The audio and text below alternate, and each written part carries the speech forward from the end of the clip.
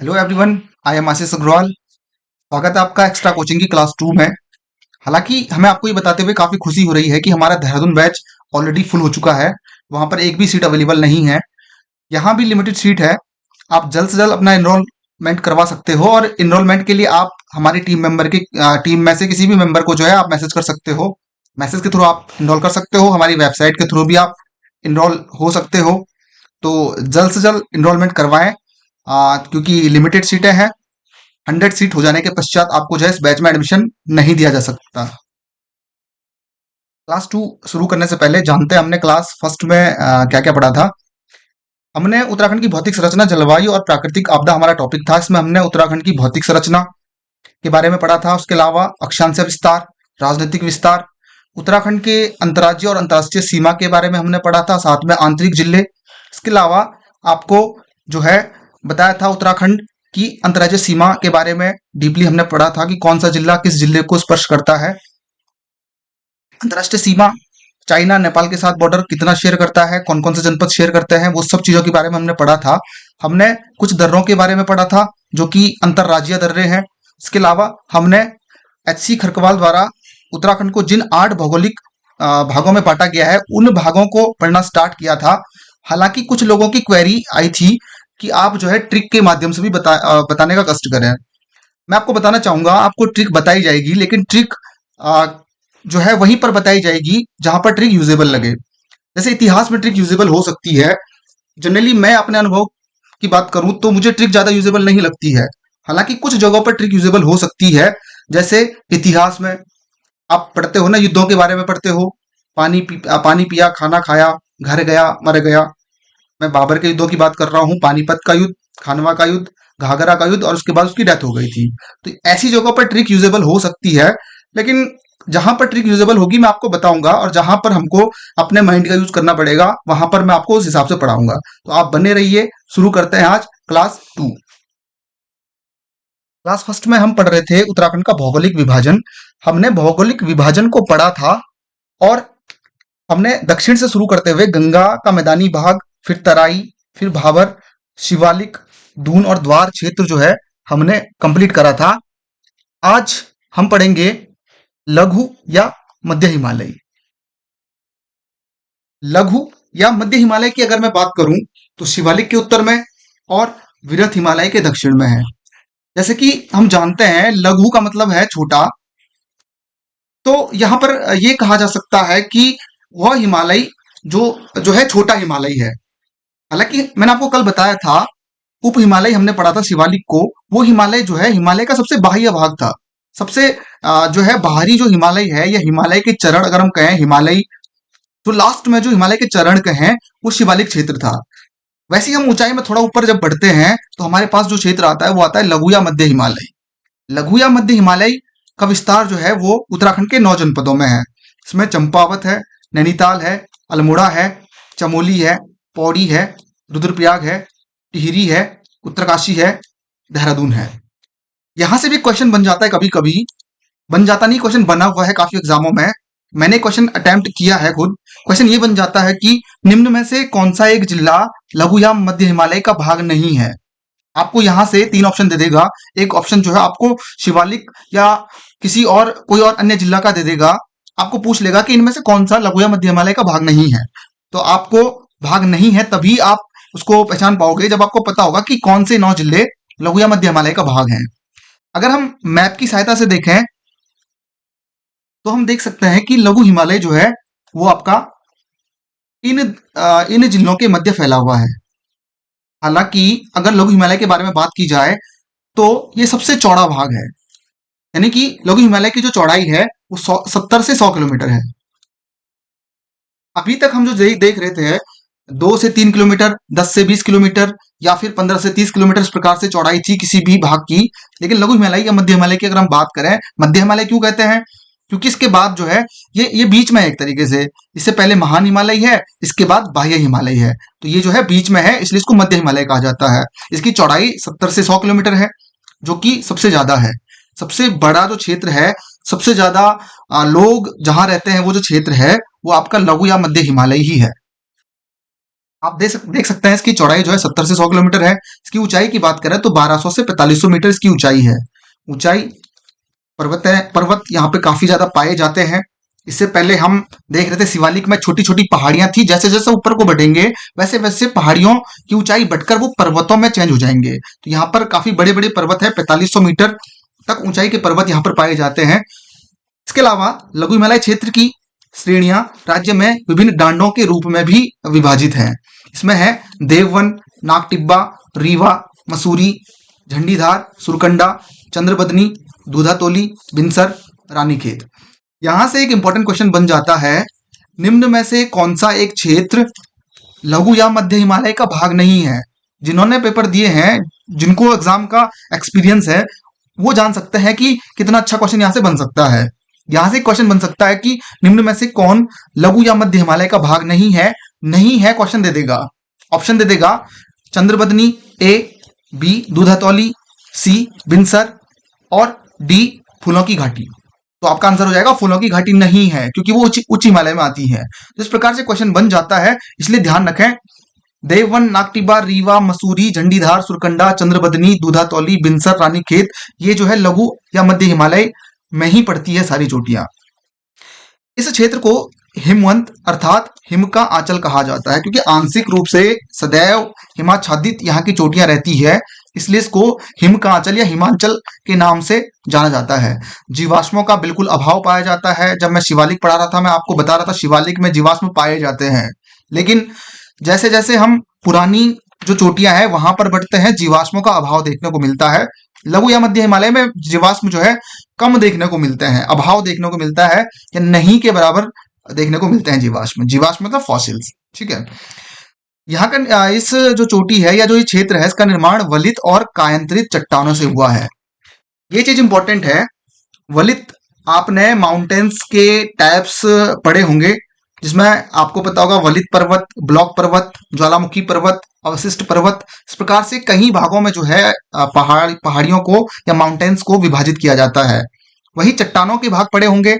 चट्टानों को जनरली 3 भागों में डिवाइड किया जाता है, जिसमें आता है इग्नियस यानी कि आग्नेय चट्टान, सेडिमेंट्री यानी कि अवसादी चट्टान, उसके अलावा मेटामॉर्फिक यानी कि कायांतरित या रूपांतरित चट्टान। इन 3 चट्टानों में से जो टाइप 3 है कायांतरित चट्टान, तो जो ये क्षेत्र है वो इस चट्टान का बना हुआ है, यानी कि इस क्षेत्र में ज्यादातर कायांतरित चट्टानें पाई जाती है। और पर्वतों की बात करें तो वलित पर्वत, वलित पर्वत को अगर मैं इंग्लिश में बोलूं तो वहां आपको ज्यादा समझ में आ जाएगा। वलित पर्वत को बोलते हैं फोल्ड माउंटेन। फोल्ड माउंटेन आपने देखा होगा ना, हिमालय एक वलित पर्वत है। इसके अलावा आल्पस, एंडीज, क्यों वलित पर्वत है? क्योंकि ये फोल्ड है, इस तरीके से बनाते थे ना, आप चित्रकारी करते थे तो कुछ ऐसा ही पर्वत बनाते थे ना, तो ये फोल्ड माउंटेन है, इनको हम बोलते हैं वलित पर्वत, ठीक है। कायांतरित चट्टानों की अगर मैं एग्जांपल की बात करूं तो क्वार्टजाइट, मार्बल या फाइलाइट, ये सब कायांतरित चट्टानों में आती हैं। तो जो ये क्षेत्र बना है मध्य हिमालय का, वहां वलित पर्वत पाए जाते हैं और कायांतरित चट्टानें पाई जाती हैं। काल की दृष्टि से अगर हम बात करें, क्योंकि पूरी पृथ्वी को काल में डिवाइड किया गया है ना, कैम्ब्रियन हो गया, पैलेजोइक हो गया या मायोसीन हो गया, तो काल की दृष्टि से बात करें तो ये क्षेत्र प्री कैम्ब्रियन तथा पैलिजोइक टाइम का या काल का माना जाता है। इस क्षेत्र में कई प्रकार के खनिज पाए जाते हैं, जैसे तांबा, अल्मोड़ा में, पौड़ी में। अल्मोड़ा को इंपॉर्टेंट है, ताम्र नगरी कहा जाता है। ताम्र नगरी हो गया, पटाल नगरी हो गया, ये सब अल्मोड़ा को कहा जाता है। आप एक चीज ध्यान रखिए, जो नोट्स में है वो तो इंपॉर्टेंट है ही, मैं बीच बीच में कुछ ऐसी चीजें बता देता हूँ, वो भी आप नोट करिएगा। जैसे अल्मोड़ा को ताम्र नगरी कहा जाता है या पटाल नगरी के नाम से जानते हैं, और भी काफी ज्यादा नामों से जाना जाता है, वो हम बाद में पढ़ेंगे। जिला सीरीज भी हम पढ़ेंगे, वहां पर ये चीजें कंप्लीट करेंगे, लेकिन जो चीजें बीच बीच में आ जाती है आप उनको भी ध्यान रखिएगा। वहीं एस्बेस्टस पौड़ी में पाया जाता है, ग्रेफाइट अल्मोड़ा और पौड़ी में पाया जाता है। तो इन खनिजों के लिए ये क्षेत्र थोड़ा सा जाना जाता है। इस क्षेत्र में दक्षिण की ओर ढाल जो है वो थोड़ा सा तेज पाया जाता है, और उत्तर की ओर ढाल जो है मंद है। आप देखते हो ना, नदियां हमेशा दक्षिण की ओर बहती है यहाँ पे, तो दक्षिण की ओर जो ढाल है, जहां ढाल ज्यादा होगा, नदियों का प्रभाव उस दिशा में होगा, तो दक्षिण की ओर थोड़ा सा ढाल ज्यादा है। कौन कौन सी नदियां इस क्षेत्र में प्रमुख रूप से पाई जाती है? सरयू, सरयू और गोमती का संगम कहाँ पर है? एक बहुत प्रसिद्ध मेला लगता है सरयू प्लस गोमती के संगम पर। वो है बागेश्वर। यहाँ पर उत्तरायणी मेला बहुत फेमस है, सरयू और गोमती के संगम पर लगता है। पश्चिमी रामगंगा, लधिया, नयार मंडल। नयार नदी बहुत इंपॉर्टेंट है। नयार नदी जनरली दो नदियों से मिलकर बनती है, पूर्वी और पश्चिमी नयार। सतपुली में दोनों मिलेंगी, और उसके बाद व्यास घाटी फूलचट्टी में गंगा में नयार जो है वो मिल जाती है। तो इंपॉर्टेंट है नयार मंडल नदी। इसके अलावा कुमाऊं क्षेत्र में श्रेणी के दक्षिणी ढाल पर 200 वर्ग मीटर के क्षेत्र में अनेक ताल पाए जाते हैं। मैंने आपको अभी बताया, नैनीताल जिले में भी जो है इस श्रेणी का विस्तार है, और नैनीताल झीलों की नगरी है।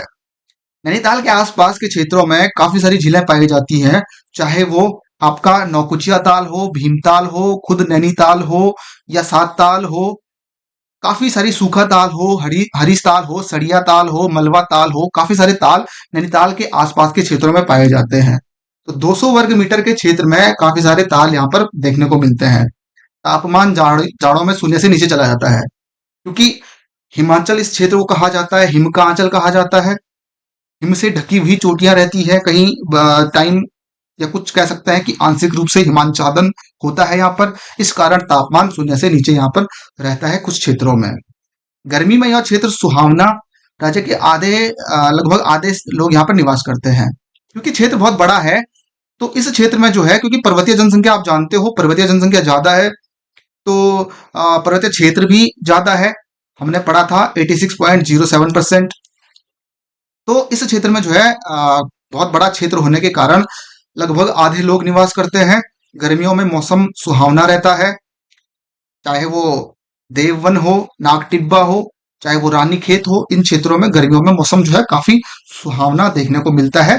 कोणधारी वन यहाँ पर पाए जाते हैं। संपूर्ण क्षेत्र का 45 से 60% भाग पर यहाँ पर वन है, यानी कि काफी ज्यादा क्षेत्र पर वन यहाँ पर पाए जाते हैं।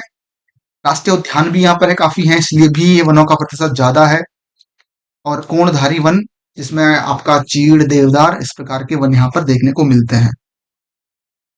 अगर हम ढालों पर देखें यहाँ पर, तो ढालों पर घास के मैदान पाए जाते हैं। इन घास के मैदानों को जो है बुग्याल कहा जाता है।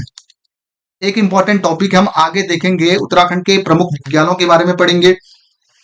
सबसे बड़ा बुग्याल कौन सा है, बद्रीनाथ के आसपास कौन सा बुग्याल है, केदारनाथ के आसपास कौन सा बुग्याल है, ये सब टॉपिक हम क्लियर करेंगे। लेकिन जो ढालों पर यहाँ पर घास के मैदान पाए जाते हैं, उनको बुग्याल कहा जाता है। हालांकि बुग्याल के अलावा पयार, अल्पाइन पास्चर, इस नामों से भी जाना जाता है उत्तराखंड में घास के मैदानों को। कुल्लू में, हिमाचल प्रदेश में थच कहा जाता है। कश्मीर में मर्ग कहा जाता है, आपने सुना होगा, गुलमर्ग, सोनमर्ग, टनमर्ग, इस तरीके से।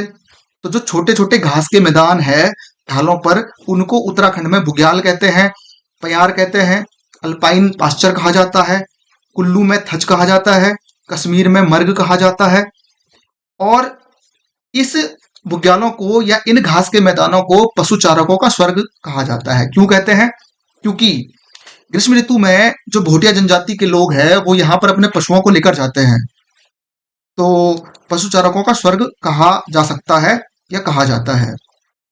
कृषि की बात अगर इस क्षेत्र में कहें, तो कृषि यहाँ पर काफी मात्रा में की जाती है। हालांकि प्लेन्स ना होने के कारण यहाँ पर जो है सीढ़ीदार खेतों के रूप में खेती की जाती है। सभी को पता है सीढ़ीदार खेतों से मतलब क्या है। जहां पर जो पर्वतीय क्षेत्रों में कृषि होती है वो जनरली सीढ़ीदार खेतों में ही खेती की जाती है।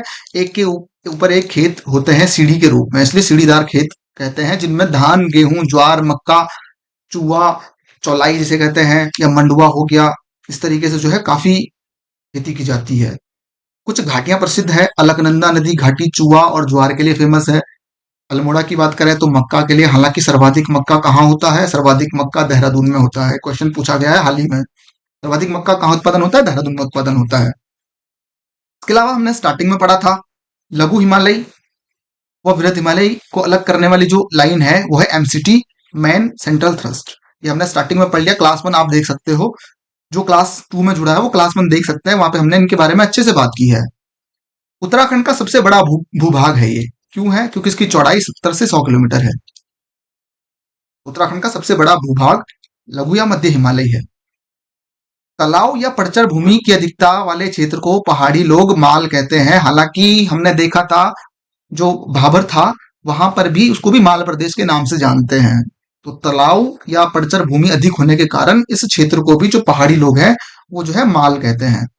मध्य हिमालय की समतल जो भूमि होती है, मध्य हिमालय में कुछ जगहों पर समतल भूमि को जो है पहाड़ी में जो है सौंड कहा जाता है। सौंड या फिर सैंड। जो पहाड़ी जानते हैं उनको पता होगा कि सैंड या सौंड जो है वो समतल भूमि को कहा जाता है मध्य हिमालय में। एक इंपॉर्टेंट टॉपिक है, ये मोस्ट इंपॉर्टेंट है, उत्तराखंड का पामीर।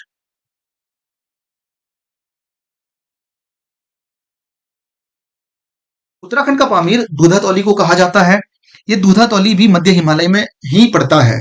और इस दूधातौली को लेकर किसी न किसी एग्जाम में आपको एक क्वेश्चन जरूर देखने को मिलता है। चाहे वो उत्तराखंड का पामीर किसे कहा जाता है ये क्वेश्चन हो, चाहे निम्न में से कौन सी नदी दूधातौली से उद्गमित होती है ये क्वेश्चन हो, चाहे ये क्वेश्चन हो कि वीर चंद सिंह गढ़वाली द्वारा जो है किस स्थान को भारत की ग्रीष्मकालीन राजधानी बनाने की मांग की गई थी, चाहे ये क्वेश्चन हो। इसी दूधातौली रेंज में आपका जो है गैरसैंण भी स्थित है। आप जानते हो जो द्वितीय विधानसभा भवन है उत्तराखंड का वो वहीं पर निर्माणाधीन है या बन चुका है। तो यहां से काफी क्वेश्चन आपको देखने को मिलते हैं। उत्तराखंड का पामीर इसको कहा जाता है दूधातौली को। उत्तराखंड के 3 जिलों में ये विस्तृत है, चमोली, पौड़ी, अल्मोड़ा। हालांकि जो सबसे ज्यादा इसका जो भाग है वो पौड़ी में है 60%, बाकी 40% चमोली और अल्मोड़ा में फैला हुआ है।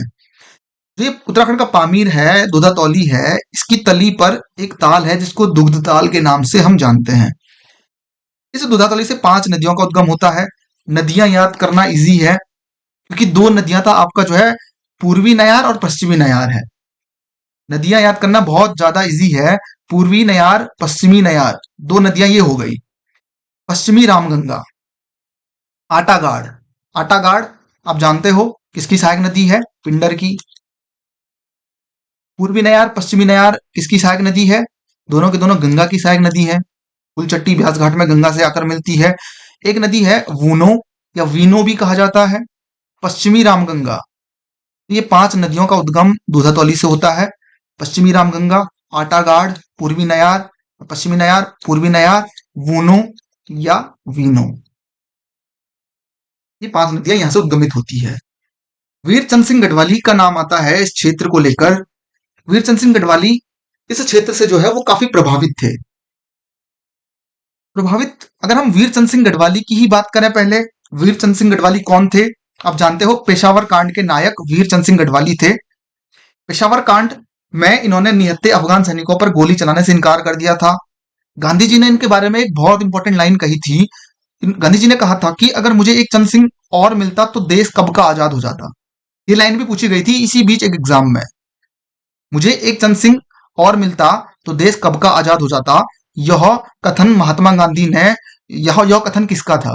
तो वो महात्मा गांधी का था। वीर चंद सिंह गढ़वाली के बारे में और बात करें तो 23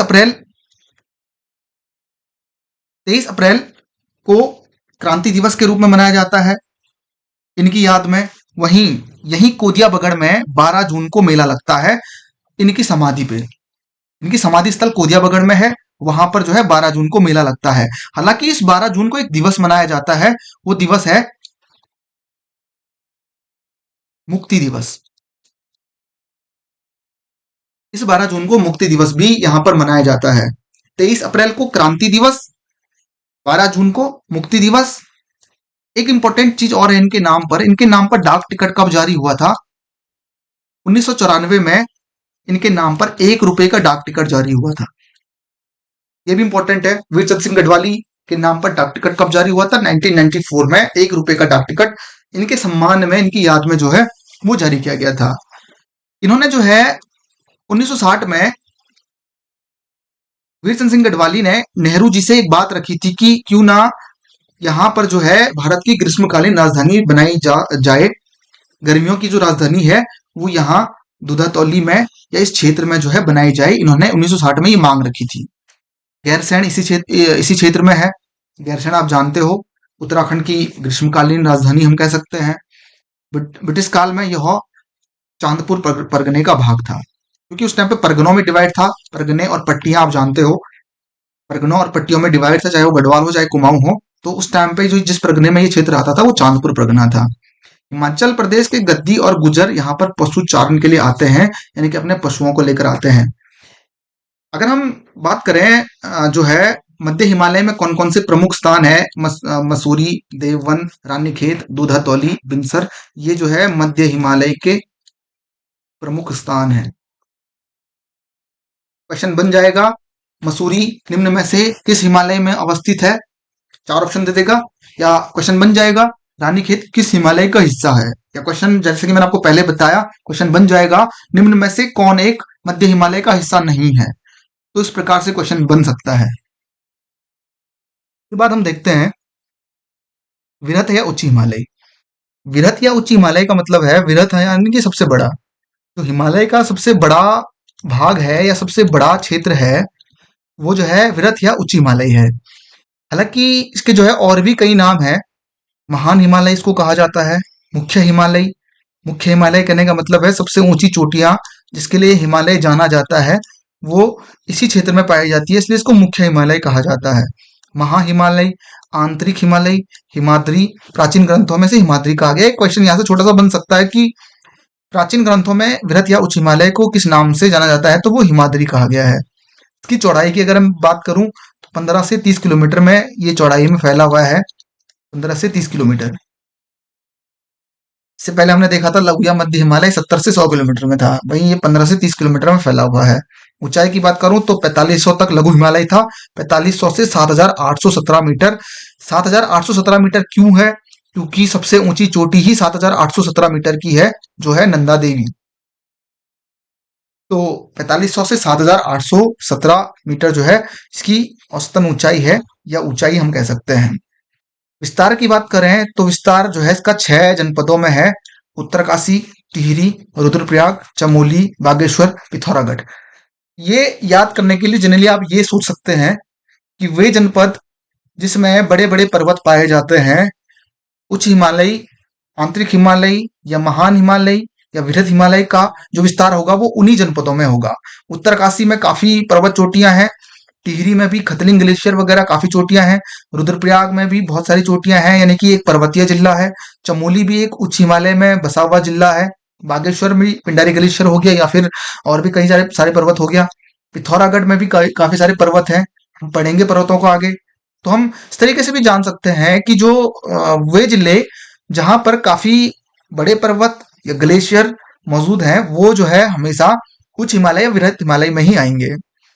अगर हम इसके ऊपरी भाग की बात करें तो 12 से 13,000 फीट से ऊपर प्राकृतिक वनस्पतियों का नितांत अभाव पाया जाता है। हालांकि निचले भागों में, जैसे अगर ये हिमालय का वृहद हिमालय क्षेत्र है, एक ऐसी लाइन होगी जिसके ऊपर प्राकृतिक वनस्पतियां नहीं पाई जाती है, जीरो हो जाती है। हालांकि इसके कुछ निचले क्षेत्रों में, इन निचले क्षेत्रों में बुग्याल, जिसको मैंने कहा अल्पाइन पास्चर या पयार के नाम से भी जानते हैं, वो पाए जाते हैं। तो इस लाइन को किस नाम से जाना जाता है वो भी हम अभी देखेंगे। वह लाइन जिसके ऊपर वृक्ष नहीं पाए जाते हैं उसे क्या कहा जाता है, या वह लाइन जिसके नीचे बर्फ नहीं पाई जाती है उसे क्या कहा जाता है, उसके बारे में हम पढ़ेंगे। तो ऊपरी भागों में जो है वनस्पतियों का अभाव है, जबकि निचले भागों में कुछ क्षेत्रों में बुग्याल, पयार या अल्पाइन पास्चर पाए जाते हैं। सबसे इंपॉर्टेंट, फूलों की घाटी इसी क्षेत्र में स्थित है। ये काफी ज्यादा बार बन जाता है कि वैली ऑफ फ्लावर, अब जानते हो ना चमोली में है valley of flower. Valley of flower से एक नदी निकलती है। हालांकि दो नदियां उसके बीचों बीच निकलती है, लक्ष्मण गंगा, और उसमें जो है पुष्पावती नदी आकर मिलती है। तो फूलों की घाटी में काफी ताल भी है। सिद्ध ताल हो गया, नरसिंह ताल हो गया, मातृका ताल हो गया, ये ताल भी फूलों की घाटी में स्थित है। और वैली ऑफ फ्लावर की खोज किसने की थी? तो वैली ऑफ फ्लावर की खोज की थी फ्रैंक स्माइथ ने। ठीक है, इन्होंने एक बुक भी लिखी थी, दी वैली ऑफ फ्लावर। तो फूलों की घाटी इसी क्षेत्र में स्थित है। किस क्षेत्र में? उच्च हिमालय में। वृहद हिमालय के जो मूल निवासी हैं उन्हें भोटिया कहा जाता है, भोटिया जनजाति। जब हम जनजाति का टॉपिक पढ़ेंगे, इस जनजाति के बारे में, इनकी रीति रिवाज, संस्कृति, आर्ट एंड कल्चर के बारे में हम डीपली जानेंगे। लेकिन भोटिया जनजाति जो है वो वृहद हिमालय की मूल निवासी मानी जाती है, क्योंकि पशुचारण के लिए मैंने आपको बताया था, ये लोग जो है ग्रीष्मकाल में यही निवास करती हैं। इस क्षेत्र में ग्रीष्मकालीन कृषि और पशुचारण के लिए ये लोग जाते हैं। हालांकि भोटिया को भी अलग अलग नामों से जाना जाता है। भागीरथी, अलकनंदा घाटी, यानी कि उत्तरकाशी और चमोली में इन्हें जाड़, मारछा या तोलछा कहा जाता है। वही काली और गोरी गंगा घाटी में, यानी कि पिथौरागढ़ हो गया या आपका बागेश्वर हो गया, इन क्षेत्रों में इनको जो है शौका और जोहारी कहा जाता है। महान हिमालय की भूमि को बगड़ कहते हैं। आपने देखा लघु हिमालय की जो समतल भूमि थी उसको सैण या सौण कहते थे। वहीं महान हिमालय में जो समतल भूमि होती है उसको बगड़ कहते हैं। वहीं जो ढाल होते हैं उनको सलाण कहते हैं। क्वेश्चन बन सकता है कि ढाल को क्या कहा जाता है, तो सलाण कहा जाता है। इस क्षेत्र में इजरान भूमि पाई जाती है। अभी हम जब मिट्टी को पढ़ेंगे तो वहां पर इजरान भूमि के बारे में जानेंगे कि वह भूमि जो कम उपजाऊ होती है, वनों से लगी हुई भूमि होती है, उसे इजरान कहा जाता है, बंजर भूमि को। तो जो इस क्षेत्र में वो बंजर भूमि पाई जाती है ज्यादातर। करेवा अल्प मात्रा में पाई जाती है। करेवा जो है केसर की फसल के लिए उपयुक्त है। तो केसर की फसल उगाने के लिए जो उपयुक्त जगह है वो जो है इस क्षेत्र में पाई जाती है। इस क्षेत्र के विशाल हिमनद प्लाइस्टोसीन युग के हिमाच्छादन का साक्ष्य प्रस्तुत करते हैं। मैंने आपको बताया था कि पृथ्वी जब से बनी है तब से उसको अलग अलग युगों में डिवाइड किया गया है। मायोसीन हो गया, प्लास्टोसीन हो गया, या फिर उसके अलावा और भी कई सारे युग हैं। तो इस क्षेत्र के जो हिमनद हैं वो इस बात की के साक्ष्य देते हैं कि प्लास्टोसीन युग में जो ये हिमाच्छादन है तब के जो हिमनद है वो वर्तमान में भी वहां पे देखने को मिलते हैं। यानी कि इस क्षेत्र के विशाल जो हिमनद है वो प्लास्टोसीन युग के हिमाच्छादन का साक्ष्य प्रस्तुत करते हैं। लगभग लगभग 130 से 140 करोड़ वर्ष पुराना जो टाइम पीरियड था तब के हिमाच्छादन का साक्ष्य प्रस्तुत करते हैं। इस पर्वत श्रेणी का पूरा क्षेत्र अत्यंत पथरीला और कटा-फटा है, जो कि कई पंखाकार उपनदियों वाली मोड़दार श्रृंखलाओं द्वारा निर्मित है। कटा-फटा मतलब पेड़ पौधे नहीं है, इसलिए यहाँ पे पथरीली जमीन है। जो पहाड़ियां हैं वो पथरीली पहाड़ियां हैं। आप जान आपने अगर रूपकुंड की फोटो देखी होगी, आप उसमें देख सकते हैं कि कितना पथरीला वो क्षेत्र है। इस श्रेणी की चट्टानें 130 से 140 करोड़ वर्ष पुरानी मानी जाती है। मैंने आपको बताया था प्लास्टोसीन युग के साक्ष्य प्रस्तुत करते हैं, तो लगभग लगभग 130 से 140 करोड़ वर्ष पुरानी जो है ये क्षेत्र माना जाता है, या ये चट्टानें मानी जाती है इस क्षेत्र की। इस क्षेत्र में अनेक दर्रे या गिरिद्वार पाए जाते हैं। ये दर्रे यानी कि पासेस हम पढ़ेंगे इसी में। कौन सा दर्रा किस क्षेत्र को जोड़ता है। दर्रे जनरली क्या होते हैं, प्राचीन मार्ग जो एक क्षेत्र से दूसरे क्षेत्र को जोड़ते हैं, कनेक्ट करते हैं, वो जो है वो दर्रे कहलाते हैं। पढ़ेंगे दर्रों के बारे में, लेकिन इस क्षेत्र में ही काफी दर्रे पाए जाते हैं। ग्रीष्म काल में अधिक वर्षा होती है, तो ग्रीष्म काल में यहाँ पर काफी वर्षा होती है। उच्च हिमालय में ज्यादातर जो शीत ऋतु में जो वर्षा होती है, शीत ऋतु में जो वर्षा होगी वो बर्फ के रूप में ही होती है, वर्षा बहुत कम होती है। वर्षा का निर्धारण भी हम पढ़ेंगे, इस प्रकार से किया जा सकता है। आप बने रहिए हमारी क्लासेस के साथ। हिमनद भी यहाँ पे देखने को मिलते हैं, क्योंकि बर्फ से ढकी हुई पहाड़ियां हैं तो ग्लेशियर देखने को मिलेंगे। ग्लेशियरों को अन्य किन नामों से जानते हैं, बमक या फिर ग्लेशियर या हिमनद इनको कहा जाता है। इसके बाद ट्रांस हिमालयी या इसको टिबियान क्षेत्र बोलते हैं। टिबियान क्षेत्र इसलिए बोलते हैं क्योंकि इसका जो मैक्सिमम क्षेत्र है वो तिब्बत में है, तिब्बत के अधीन है, इसलिए इसको टिबियान क्षेत्र बोलते हैं। ट्रांस का मतलब होता है पार। हिमालय के पार का जो क्षेत्र है उसे ट्रांस हिमालय बोलते हैं, जो हिमालय के दूसरी तरफ को है। अगर ये पहाड़ी है, अगर हम हिमालय को मान रहे हैं ये हिमालय है, तो इसका ये जो दूसरी साइड का जो क्षेत्र है इसको ट्रांस हिमालय बोलते हैं, या हिमालय के पार का क्षेत्र। कुछ क्षेत्र भारत तथा कुछ क्षेत्र तिब्बत के नियंत्रण में है, इसलिए टिबियान बोलते हैं। इसकी चौड़ाई की बात करें तो 20 से 30 किलोमीटर चौड़ाई है।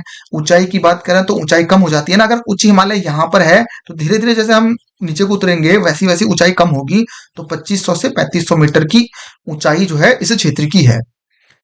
इस क्षेत्र की पर्वत श्रेणियों को जैक्सन श्रेणी भी कहा जाता है। जैक्सर श्रेणी के भी इस क्षेत्र को कहा जाता है। जो यहाँ पे पर्वत श्रेणी है उसको जैक्सर, हालांकि छोटी छोटी पर्वत श्रेणियां यहाँ पे बड़े उच्च पर्वत आपको देखने को नहीं मिलेंगे, तो जैक्सर श्रेणी भी इसे कहा जाता है। उत्तराखंड खंड का वृष्टि छाया क्षेत्र कहते हैं। वृष्टि छाया क्षेत्र का मतलब है जो हिमालय की छाया के उस पार हो। तो हिमालय इस तरीके से है, ये दूसरी साइड को है, तो वृष्टि छाया क्षेत्र जो है वो इसको कहा जा सकता है या कहा जाता है। ट्रांस हिमालय और वृहत हिमालय को अलग करने वाली जो लाइन है उसे हिंज लाइन या सच्चर जोन कहते हैं। मैंने आपको बताया था जो ट्रांस हिमालय है और ग्रेट हिमालय है, इसके बीच जो लाइन है वो आपका हिंज लाइन है। इसके बाद मध्य हिमालय एमसीटी आती है, उसके नीचे शिवालिक एमबीटी आती है, फिर एचएफएफ हिमालयन फ्रंटेड फॉल्ट। इस तरीके से डिवाइडेड किया था, आप क्लास फर्स्ट देख सकते हो। तो यहाँ पर जो है हिंज लाइन पाई जाती है। ये जो है अवसादी चट्टानों से बना हुआ है। अवसादी चट्टान, चट्टान तीन प्रकार की होती है: आग्नेय चट्टान, अवसादी चट्टान और कायांतरित चट्टान। आग्नेय चट्टान ज्वालामुखी उद्गार से बनती है। अवसादी चट्टान नदियों, हवा के द्वारा एक स्थान से अवसाद उठाकर दूसरे स्थान पर जमा करके जो चट्टान बनती है उसे अवसादी चट्टान बोलते हैं। चाहे वो आपका लाइमस्टोन हो, चाहे वो आपका शेल हो, या चाहे वो आपका सैंडस्टोन हो, ये सब अवसादी चट्टानों में आती हैं। तो ये जो क्षेत्र है वो अवसादी चट्टानों यानी कि सेडिमेंट्री रॉक से बना हुआ है। इंपॉर्टेंट एक पॉइंट है टिम्बर लाइन और स्नो लाइन। स्नो लाइन वह रेखा होती है जहां पर बर्फ समाप्त हो जाती है। अगर ये पहाड़ी है, अब ऐसा तो है नहीं कि पहाड़ी में पूरी नीचे तक बर्फ होगी। बर्फ जो है पहाड़ी के ऊपरी क्षेत्रों में होगी और वह लाइन जहां पर बर्फ समाप्त हो जाएगी उसको कहते हैं स्नो लाइन। जब हम यहां से ऊपर बढ़ते हैं तो एक ऐसा क्षेत्र आता है जिसके बाद हमको बर्फ दिखती है। वह लाइन जहां पर बर्फ समाप्त हो जाएगी उस लाइन को स्नो लाइन कहेंगे। ठीक उसी प्रकार वह लाइन जहां पर वृक्ष समाप्त हो जाएंगे, वह काल्पनिक रेखा जिसके ऊपर वृक्ष नहीं पाए जाते हैं, वो जो रेखा होती है उसे कहते हैं टिम्बर लाइन। वह काल्पनिक रेखा जिसके ऊपर वृक्ष नहीं पाए जाते वह कहलाएगी टिम्बर लाइन, और वह काल्पनिक रेखा जिसके नीचे बर्फ नहीं पाई जाती वह कहलाती है स्नो लाइन। 4000 मीटर पर स्थायी हिमरेखा है। क्वेश्चन बन जाता है स्थायी हिमरेखा कहां पर पाई जाती है, तो 4000 मीटर पर स्थायी हिमरेखा पाई जाती है, यानी कि 4000 मीटर पर बर्फ मिलेगी ही मिलेगी आपको। तो स्थायी हिमरेखा 4000 मीटर पर पाई जाती है। तो नेक्स्ट टॉपिक है उत्तराखंड के प्रमुख पर्वत शिखर। देखिए हम पढ़ रहे हैं उत्तराखंड का चैप्टर 1, जिसमें हम उत्तराखंड की भौतिक संरचना को जान रहे हैं। उत्तराखंड की भौतिक संरचना में तीन चीजें काफी ज्यादा पूछी जाती है। उत्तराखंड के पर्वत से क्वेश्चन बनते हैं, उत्तराखंड के ग्लेशियर से क्वेश्चन बनते हैं, और उत्तराखंड के पासिस यानी कि दर्रों से क्वेश्चन बनते हैं। तो उत्तराखंड में चैप्टर फर्स्ट में ये तीन चीजें काफी ज्यादा इंपॉर्टेंट हो जाती है। हालांकि इसके अलावा जलवायु भी है और प्राकृतिक आपदाएं भी हैं, लेकिन उत्तराखंड के पर्वत पर्सनली मेरा फेवरेट टॉपिक और काफी इंटरेस्टिंग टॉपिक है। आप इसको अच्छे से देखिए, आपको ये टॉपिक किसी ना किसी एग्जाम में देखने को जरूर मिल जाएगा, और यहाँ से कोई ना कोई क्वेश्चन आपको मिलता ही मिलता है। काफी डीपली मैंने सारे पर्वत कवर किए हैं उत्तराखंड के, सभी किताबों से, सभी एग्जाम पेपरों से, चाहे वो पुराने प्रीवियस ईयर के पेपर हो, सभी जगहों से इकट्ठे करके एक जगह पर लाकर आपको प्रोवाइड करवा रहा हूं, ताकि आप इनसे कुछ सीख सकें और आप अपने नोट्स कंप्लीट कर सकें। आपको 10 किताबें ढूंढने की जरूरत नहीं पड़ेगी। आप किसी भी किताब को अगर देखते हो वहां पे आपको कुछ ही पर्वत मिलता है, आपको 4-5 किताबें देखनी पड़ती है, तब जाके आपका एक नोट्स तैयार होते हैं। हमारी ये कोशिश है कि आपको उन किताबों में जो आपका टाइम लग रहा है उसको कम करके आप जो है हमारे वीडियो से नोट्स बनाएं, वहां आपको एक साथ सारी चीजें मिल जाती हैं। उत्तराखंड के पर्वत की बात करें तो जो टॉप 10 पर्वत हैं उत्तराखंड में, जो टॉप 10 पर्वत हैं वो चमोली में ही स्थित है। उत्तराखंड, कभी कभी ये क्वेश्चन भी आ जाता है कि सर्वाधिक पर्वत शिखर जो है वो किस जिले में है, तो उत्तराखंड के जो सर्वाधिक पर्वत शिखर है वो चमोली में है। इस बात की पुष्टि इस चीज से होती है कि जो टॉप 10 पर्वत हैं वो सभी के सभी चमोली में है, जिनमें से प्रथम है नंदा देवी पश्चिमी। नंदा देवी पश्चिमी चमोली में है और सबसे ऊंचा पर्वत है, फर्स्ट नंबर पर आता है। इसके बारे में डीपली जानेंगे, विश्व में इसका कौन सा स्थान है, भारत में कौन सा स्थान है, इस पर जो है सफलता पूर्वक आरोहण किन किन लोगों ने किया है, असफल कौन हुए हैं, इसमें हम और भी कई पॉइंट भी हैं वो पॉइंट जानेंगे। तो नंबर 1 पर सबसे ऊंची जो चोटी है वो नंदा देवी है। इसकी फोटो अगर मैं आपको दिखाऊं तो नंदा देवी जो पर्वत है, पश्चिमी पर्वत जो कि चमोली में है, वो कुछ इस प्रकार से दिखता है। जो ये चोटी है इसकी, ये चोटी जो है 7817 मीटर पर स्थित है, और उत्तराखंड का सबसे हाईएस्ट पर्वत हम कह सकते हैं नंदा देवी पर्वत को। वहीं सेकंड नंबर पर आता है कामेट।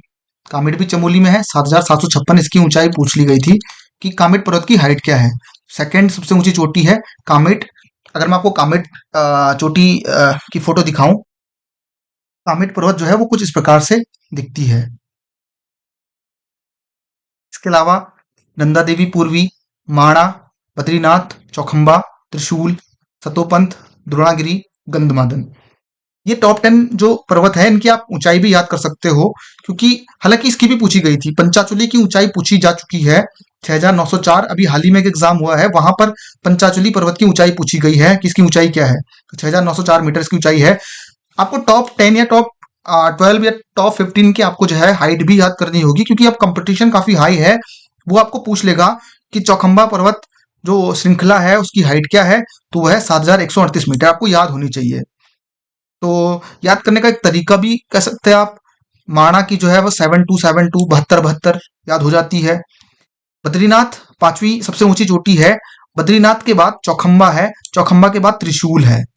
तो बद्रीनाथ के बाद जो है 4 शूल कह सकते हैं इस तरीके से चौखंबा को, त्रिशूल को 3 शूल कहते हैं।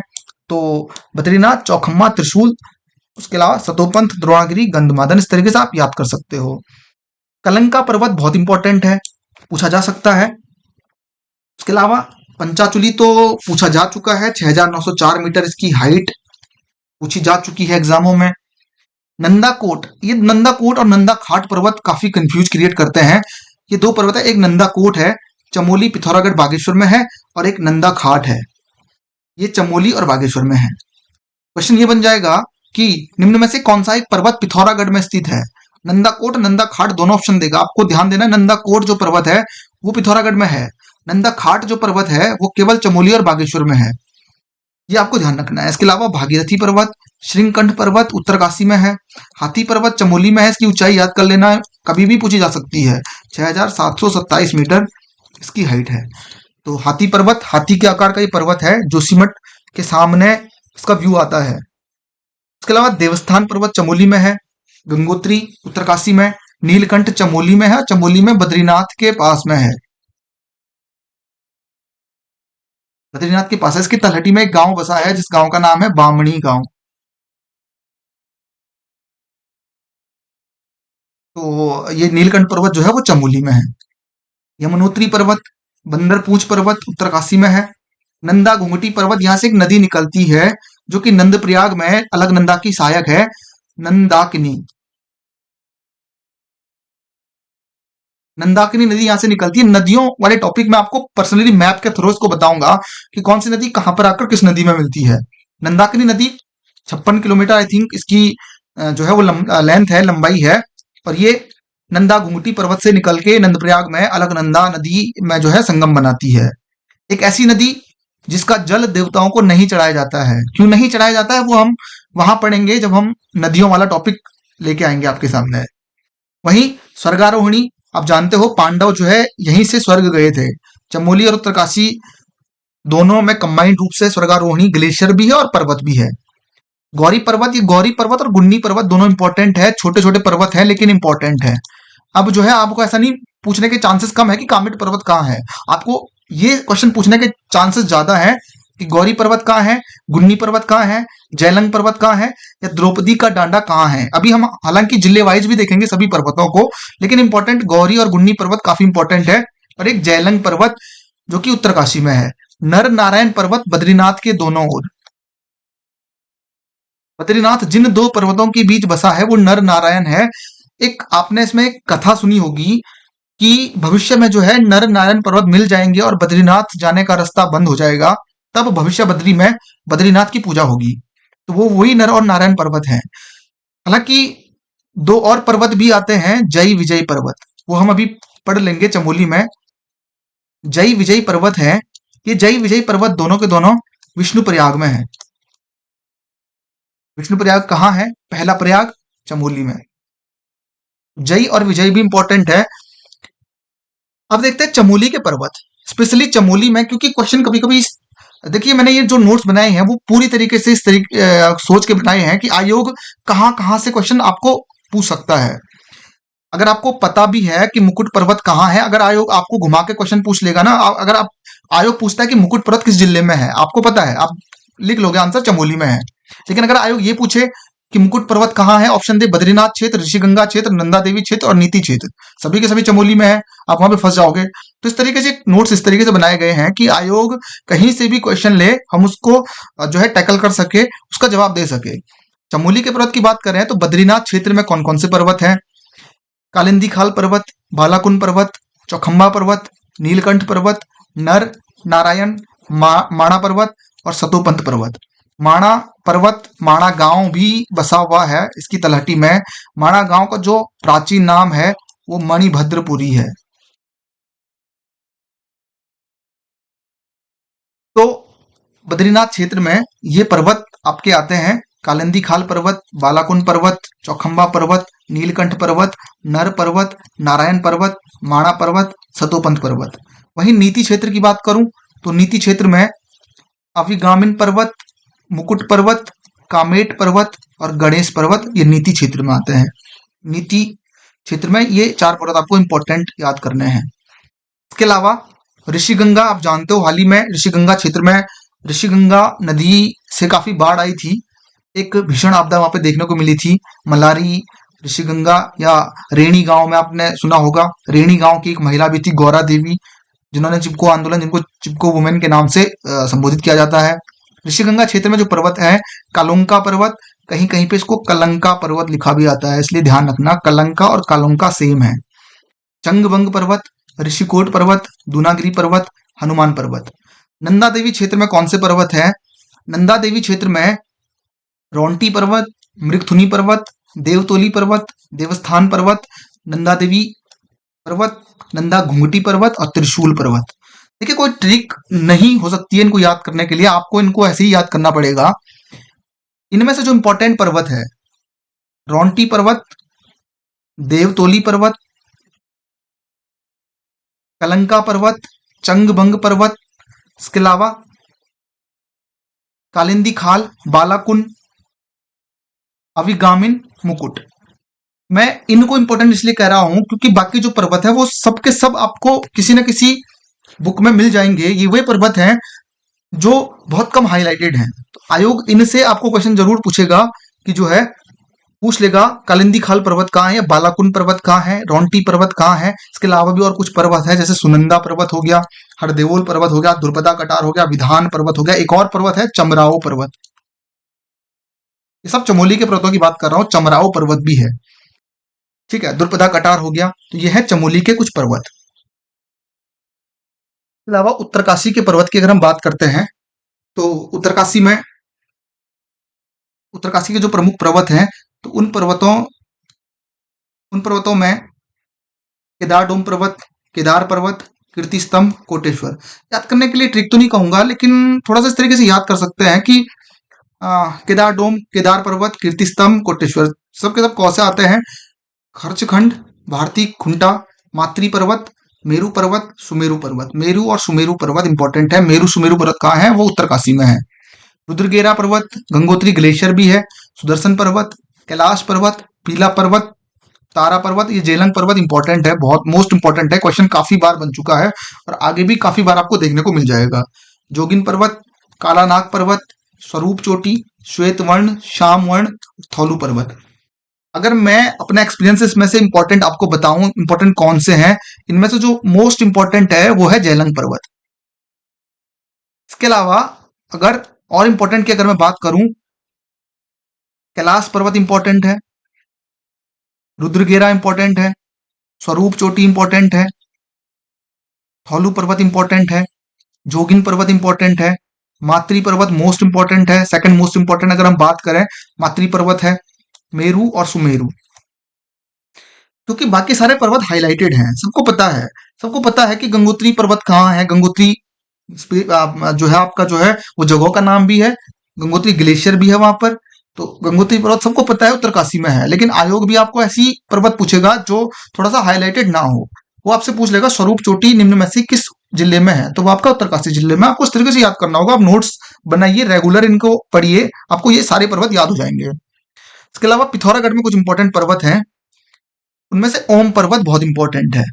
ये ओम पर्वत वर्तमान में काफी ज्यादा फेमस है। छोटा कैलाश, एक यात्रा भी यहाँ पे जाती है, छोटा कैलाश यात्रा। ओम पर्वत की तलहटी में एक ताल है जिसको बोलते हैं पार्वती ताल। इस ताल में स्नान करने के पश्चात एक यात्रा निकलती है, छोटा कैलाश यात्रा। और वो जो छोटा छोटा कैलाश है वो ओम पर्वत पर ही स्थित है। इसके अलावा चौंगू पर्वत, चौधारा पर्वत, सांगडांग पर्वत, शूली टॉप और राजरंभा, ये 6 प्रमुख पर्वत पिथौरागढ़ के हैं। बागेश्वर में सबसे इंपॉर्टेंट जो पर्वत है वो ये 2 पर्वत इंपॉर्टेंट है। छांगुच पर्वत कहाँ है, बलजोरी पर्वत कहाँ है, पिथौरागढ़ बागेश्वर में है। पंचाली द्वार ये एक ग्लेशियर भी है। नंदा खाट पर्वत, मैकतोली एक ग्लेशियर भी है। सुंदरडूंगा ग्लेशियर भी है, दर्रा भी है और एक पर्वत भी है। ये 6 पर्वत बागेश्वर के, ये 6 पर्वत पिथौरागढ़ के इंपॉर्टेंट है। इसके अलावा भी कुछ अन्य पर्वत हैं, वो है क्रोंच पर्वत। रुद्रप्रयाग में कार्तिक स्वामी टेम्पल इस पर्वत पर है।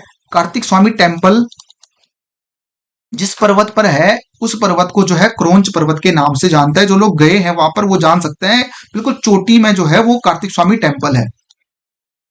और जिस पर्वत की चोटी पर कार्तिक स्वामी टेम्पल है उस पर्वत का नाम है क्रोंच पर्वत।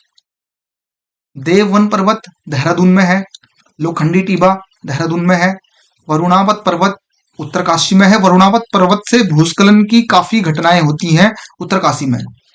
उत्तरकाशी में भूस्खलन के लिए ये वरुणावत पर्वत जाना जाता है। वर्तमान में यहाँ पर एक योजना भी संचालित है, भूस्खलन को रोकने के लिए कमेटी भी बनाई गई है। सरकार ने काफी सारा काम जो है यहाँ पे इस वरुणावत पर्वत पर किया है भूस्खलन को रोकने के लिए। लेकिन यहाँ से हर साल आपदा आती है उत्तरकाशी शहर में। दियोली पर्वत बागेश्वर में है। खैट पर्वत टिहरी में है। इसको परियों का देश बोलते हैं। बहुत इंपॉर्टेंट है, परियों का देश किस पर्वत को बोलते हैं? परियों का देश या आचरी पर्वत वो खैट पर्वत को बोलते हैं। ये टिहरी में है। कहते हैं कि जो है ये यहाँ पे जो है जो हिमालय की आचरियां हैं वो स्नान करने आती है खैट पर्वत पर। यह एक अछरी ताल भी है, अछरी ताल, इस ताल में वो स्नान करती है ऐसा माना जाता है। विशोन पर्वत टिहरी में है। एबट माउंट जो है वो चंपावत में है। यहाँ से एक नदी निकलती है, नदियों वाले टॉपिक में हम पढ़ेंगे। कंडोलिया पर्वत पौड़ी में है। जय विजय पर्वत की बात मैं आपको कर रहा था। विष्णुप्रयाग के दोनों साइड जो पर्वत है उनका नाम है जय विजय। कशाई पर्वत अल्मोड़ा में है। कहा जाता है कि ये कशाई पर्वत पर अल्मोड़ा स्थित है। फॉलिंड कॉर्ड पर्वत पिथौरागढ़ में फॉलिंड कॉर्ड पर्वत है। ठीक है, इसके अलावा और भी कोई छोटे मोटे पर्वत होंगे वो आपको जो है कंप्लीट करा दिए जाएंगे। थोड़ा सा डीपली जानते हैं नंदा देवी पर्वत के बारे में, क्योंकि ये नंदा देवी पर्वत बहुत ज्यादा इंपॉर्टेंट पर्वत है एक, तो इसके बारे में थोड़ा सा डीपली जानते हैं कि इसकी विशेषता क्या है, ऐसा क्या है जो ये एक जो है उत्तराखंड की सबसे ऊंची चोटी बनी है। अगर हम बात करें पहले पॉइंट की, उत्तराखंड की सबसे ऊंची चोटी है, हिमालय के क्रम में दूसरी सबसे ऊंची चोटी है।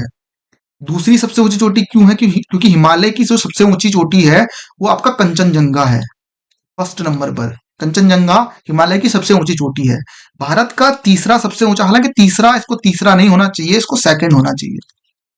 भारत की दूसरी सबसे ऊंची चोटी है, पहली कंचनजंगा और दूसरी आपका जो है वो है नंदा देवी। तीसरी क्यों लिखी है? बहुत सारे लोग बोलेंगे सर तीसरी है, भारत की सबसे ऊंची चोटी तो K2 है, गॉडविन ऑस्टिन जिसको बोलता है। भारत की दूसरी सबसे ऊंची चोटी कंचनजंगा है। भारत की तीसरी सबसे ऊंची चोटी आप बोलोगे नंदा देवी है।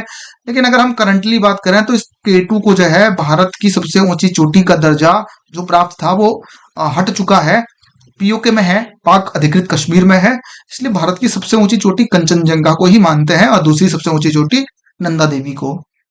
विश्व का 23वां सबसे ऊंचा पर्वत है। सर्वप्रथम नंदा देवी पर्वत को ढूंढने के लिए खोजी दल का गठन कुमाऊं कमिश्नर ट्रेल ने सन 1821 में किया था। मोस्ट इंपॉर्टेंट क्वेश्चन किस प्रकार से बनेगा? उत्तराखंड की सबसे ऊंची चोटी नंदा देवी को ढूंढने के लिए खोजी दल अभियान सर्वप्रथम किस कमिश्नर के द्वारा प्रारंभ किया गया या फिर कब प्रारंभ किया गया? कमिश्नर ट्रेल के द्वारा प्रारंभ किया गया, 1821 में प्रारंभ किया गया। अब अगर हम बात करते हैं इसका आरोहण, जैसे एवरेस्ट फतेह किया था ठीक उसी प्रकार से इसका आरोहण, इसको फतेह किसने किया? सबसे पहले जो शुरुआत की गई H.G. वॉल्टन। H.G. वॉल्टन के अनुसार प्रथम असफल आरोहण W. ग्राहम ने 1883 में, जहां तक वह पहुंचा उस स्थान को देवतीगढ़ का नाम दिया गया। H.G. वॉल्टन कहते हैं कि नंदा देवी पर जो सबसे पहले चढ़ा वो चढ़ा था W. ग्राहम। डब्ल्यू ग्राहम इसमें पूरा नहीं पहुंच सका, असफल हुआ था, लेकिन जहां तक वो पहुंचा उस बिंदु को बोला गया देवतीगढ़। अब देखिए, नंदा सबसे पहले ढूंढा गया पर्वत 1821 में खोजी दल को भेजा गया। अब पर्वत जब मिल चुका है कि हाँ एक पर्वत है नंदा देवी पर्वत जो कि काफी ऊंचा है, अब उस पर चढ़ने के प्रयास किए गए। एच जी वॉल्टन, गढ़वाल गजेटियर लिखी है इन्होंने, ब्रिटिश गढ़वाल गजेटियर के लेखक हैं। इन्होंने अपनी पुस्तक में कहा है कि 1883 में पहला प्रयास किया डब्ल्यू डब्ल्यू ग्राहम ने, जो कि असफल रहा। वो जिस स्थान तक पहुंचा उस स्थान को बोला गया देवतीगढ़। फिर दूसरा प्रयास 1905 में टीजी लॉन्गस्टॉप द्वारा दूसरा प्रयास किया गया, जो भी असफल रहा। इससे थोड़ा सा ऊपर जाने में कामयाब जरूर रहा, लेकिन ये उसकी चोटी पर नहीं पहुंच पाया। जहां तक पहुंचा उस स्थान को बोला गया long stop call. Long stop call, जिस पॉइंट तक ये पहुंचा उसको लॉन्ग स्टॉप कॉल बोला गया। 1934 में अगला प्रयास किया गया। एरिक शिप्टन, टिलमैन, इन दोनों ने मिलकर नंदा देवी पर्वत पर चढ़ने का प्रयास किया, लेकिन ये भी असफल रहे और ये भी आरोहण नहीं कर पाए। फाइनली नंदा देवी की चोटी 7,817 मीटर पर पहुंचने में जो पहली कामयाबी मिली टिलमैन और ऑडेल को मिली। हालांकि टिलमैन ने 1934 में प्रयास किया, असफल रहा। फिर 1936 में ये प्रयास करता है और ऑडेल के साथ मिलकर 1936 में नंदा देवी पर्वत का सफल आरोहण करने में ये जो है कामयाब हो जाता है।